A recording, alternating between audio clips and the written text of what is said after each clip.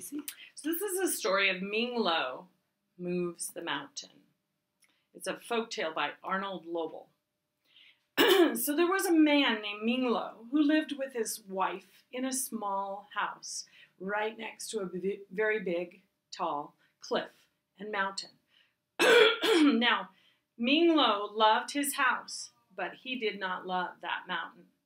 The mountain had clouds that would come over it every day, and the sun did not shine, and the rain came from the clouds, and the rocks fell from the cliffs, and they landed on the roof of Ming house, and they made holes, and the rain came down and went through the holes into the house, and it was miserable, and it was cold, and it was wet, and it was not sunny.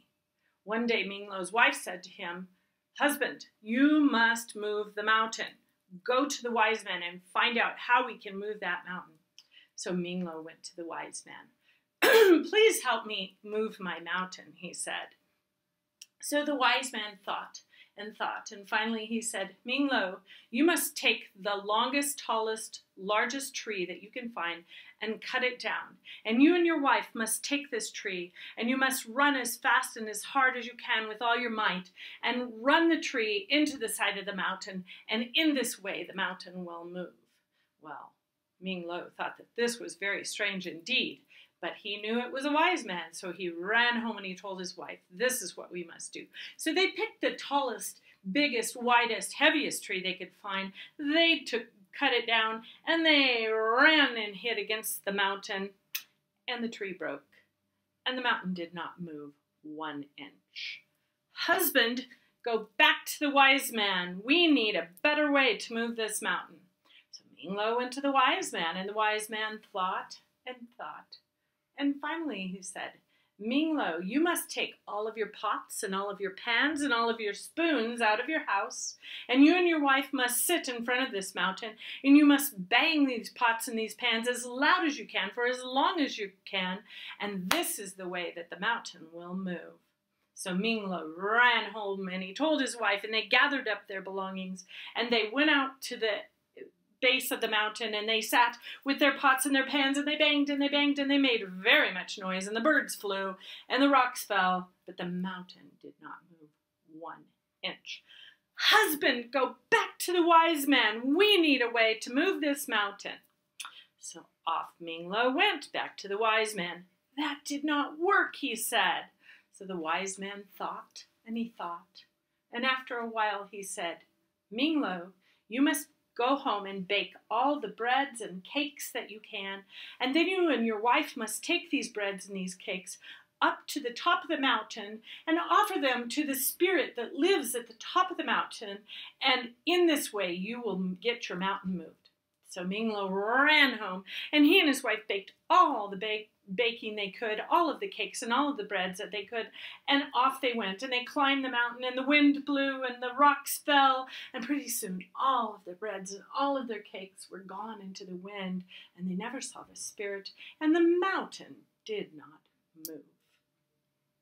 Ming did not wait for his wife to tell him. He ran immediately back to the wise man. "Please help us. We cannot move our mountain." Wow. The wise man thought, and he thought, and he thought. And finally he said, "Ming I will teach you the dance of the moving mountain.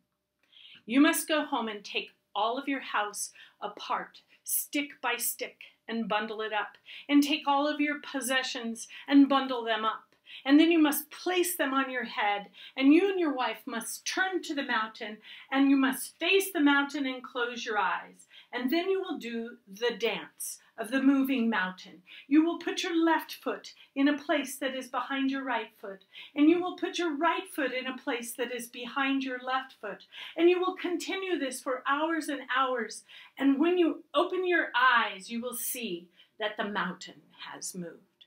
So Ming ran home, and he and his wife gathered up all of their possessions and put them in bundles, and they gathered up all of their parts of their house and their sticks, and they bundled them up, and they put them on top of their head, and they faced the mountain, and they closed their eyes, and they began the dance of the moving mountain.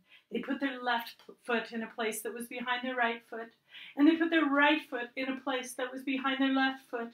And they did this for hours and hours, and all of the neighbors and all of the villagers wondered in awe at the silliness of these two people with their house on their head walking backwards across the plains. And hours went by, and finally they stopped and they opened their eyes. "Look!" cried Minglo.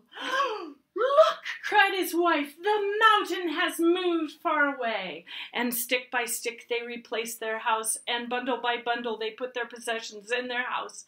And Minglo and his wife lived happily from that point on, knowing that they